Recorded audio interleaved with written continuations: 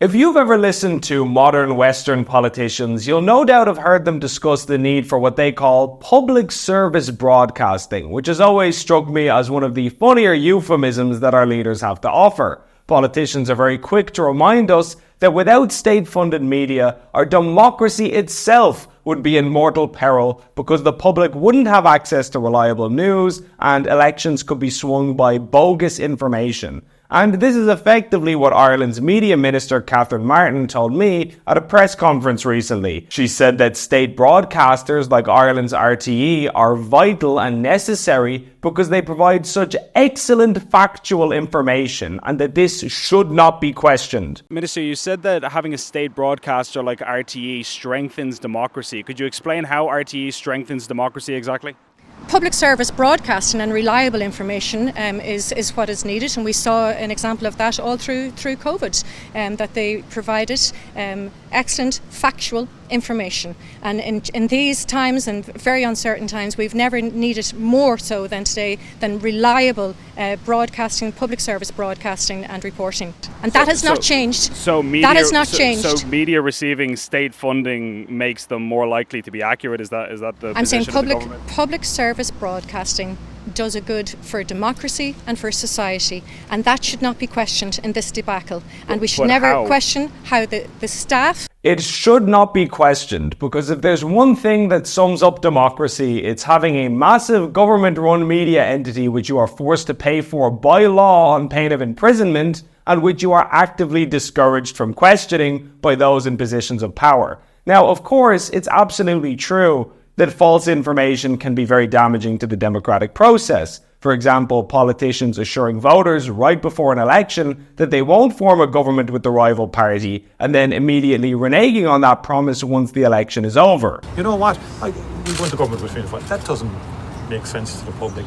That's the type of Jekyll and Hyde behaviour. It's just, I don't think has credibility. We will not be entering into a grand coalition. The people want change. It's very clear the message we're receiving. People want change in this country. They want Fine Gael out of office. The Fianna Fáil leader, Micheál Martin, has become the country's 15th Taoiseach, leading a coalition with Fine Gael and the Green Party into government. That sort of thing is a real problem and absolutely has a corrosive effect on public trust. But the question here is not, is false information around elections a problem? Because it obviously is. The real question is, are state-funded media outlets automatically more trustworthy than private news outlets? For example, is a journalist who receives money from the government more likely to publish the truth than if he hadn't been paid by the government? That's a conversation which politicians evidently don't want to have, but I do want to have that conversation. And so to answer that question, we're going to take a trip down memory lane and revisit the time when Ireland's state broadcaster, RTE, derailed a leading presidential candidate's campaign mere days before an election by broadcasting the contents of an unverified tweet. Our story begins in 2011 in the midst of that year's Irish presidential election. The campaign had been an intense battle with 7 candidates going head-to-head to see who would take the highest political office in the land. And with less than a week to go until voting day, the frontrunner by a mile was none other than businessman Sean Gallagher. Gallagher was a well-known entrepreneur with an upbeat, optimistic style who was best known to the public for featuring on the business-themed reality TV show Dragon's Den. He was confident, he was popular, and with the election just days away, his victory seemed inevitable. Gallagher was polling at 40% compared to his nearest rival Michael D. Higgins, who was trailing all the way back at 26%. All of his competitors were inhaling Gallagher's exhaust fumes in the rearview mirror, and the election had all the appearances of a done deal. And it's often at moments like this, when everything is going perfectly, that life decides to drop kick you face first into the nearest slurry pit, which is, unfortunately for Gallagher, exactly what happened. On RTE, in the final TV debate of the campaign, Sinn Féin candidate Martin McGuinness incorrectly accused Gallagher of accepting a €5,000 fundraising cheque at a Fianna Fáil political party event years prior, which was an incorrect version of events. And Gallagher said as much, flatly denying the claim and batting away this attack from McGuinness. He also told me that after the event, that Sean called around to his house and took a cheque for €5,000.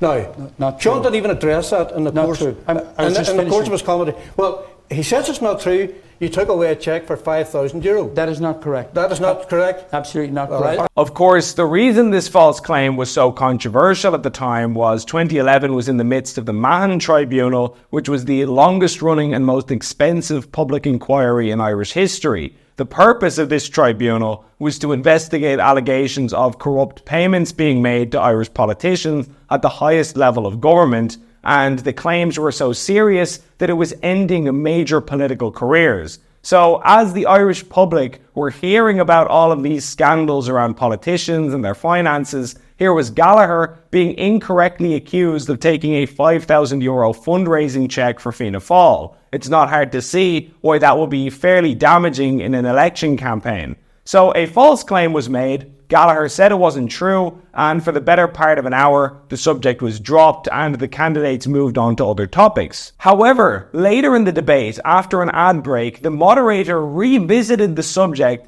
outlining the contents of a tweet which had been sent from the McGuinness for Prez Twitter account, saying that the man who Gallagher allegedly took the €5,000 cheque from would be speaking at a press conference the following day. The tweet was not as it seemed, however. It was in fact from a random anonymous account that actually had nothing to do with the McGuinness campaign. But RTE apparently mistakenly assumed that it was an official campaign account because it had a McGuinness for Prez in the username. So very suddenly, Gallagher was on live television confronted with an unsubstantiated claim from an anonymous Twitter account as if it was coming from a rival politician, and in the moment he stumbled and he fumbled and his answers did not come across as particularly convincing. McGuinness for President Twitter account.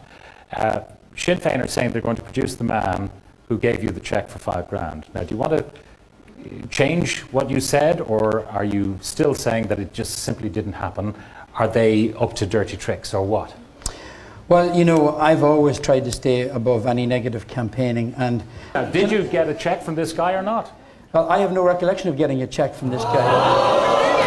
I can tell you. Gallagher would later say that he was thrown by the tweet and began to momentarily doubt his own memory because he was suddenly under this intense spotlight on live television and a very confident and serious allegation was being made against him. I felt the programme was unfair. A false tweet, a fake Twitter account caused me to momentarily, you know, doubt my own memory. And I think people who were at home watching that, and many people who have said to me since, had considered voting for me up to that point, but thought that I looked unconvincing in my answer. And you have to put yourself live on television, last debate, false tweet. I had stated that that accusation had been false many times, and the debate had moved on. It had been dealt with the week previous by a newspaper, felt to be, you know, unfounded. But on live on air, you know, you get thrown. Unfortunately, that happened. People switched. To make matters even worse, RTE, by their own admission, learned later during the programme that the tweet was in fact from a fake account, and yet they didn't immediately move to correct their mistake and initially denied any wrongdoing. They also allowed Gallagher to be grilled with multiple hard questions while his nearest rival, Michael D. Higgins, received no probing questions during the Q&A section. By that point, of course, the damage was done, and 3 days later, on the day of the election, Gallagher ended up losing to challenger Michael D. Higgins, despite previously having what most commentators believed to be an unassailable lead. A final RTE poll showed that 28% of Irish voters changed their mind in the last week of the campaign, with 58% of those switching from Gallagher. The Broadcasting Authority of Ireland ultimately upheld Gallagher's complaint against RTE about unfair treatment, and he took the broadcaster to court. But it took 5.5 years before RTE ultimately agreed to settle for $130,000 and issue an apology, which read, RTE acknowledges it made mistakes and failed to comply with its statutory duty. RTE acknowledges it should have verified the origin of a tweet to which reference was made during the broadcast, and that the tweet should not have been erroneously attributed to another candidate's Twitter account. RTE acknowledges that it should not have broadcast the tweet, and when it became apparent during the course of the programme that it was false,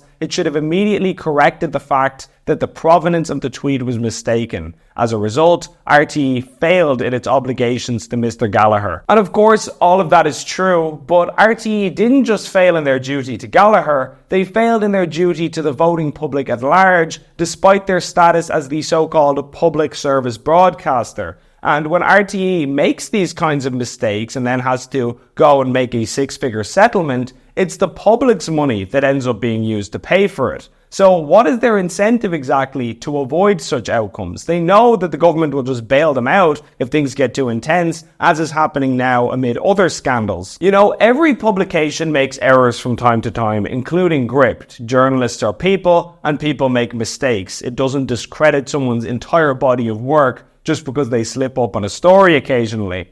But as far as mistakes go, tanking the campaign of a presidential frontrunner 3 days before a national election with an unverified tweet is certainly a doozy. And it goes to show that the argument that we need a state-funded broadcaster in order to defend democracy and prevent misinformation is laughable. There was only one media outlet involved in this whole fiasco, and it wasn't a private publication. It wasn't a random conspiracy theorist on Telegram. It wasn't the so-called far right. It was the favourite broadcaster of Irish politicians the world over. And it's not like all of this stuff is in the ancient past either. We see how candidates like Niall Boylan were denied access to the recent European election debates, despite the fact that he was popular enough to very nearly win a seat. And meanwhile, candidates that did significantly worse, like Saoirse McHugh, were allowed to participate. Who knows what impact that sort of carry-on had on the final outcome? State media is far from immune to dodgy news, and to act like more government money going into media publications is automatically the solution for misinformation is naive at best. If you want exclusive access to hard-hitting reports and articles like these, become a Gript member today. As always, thanks for watching.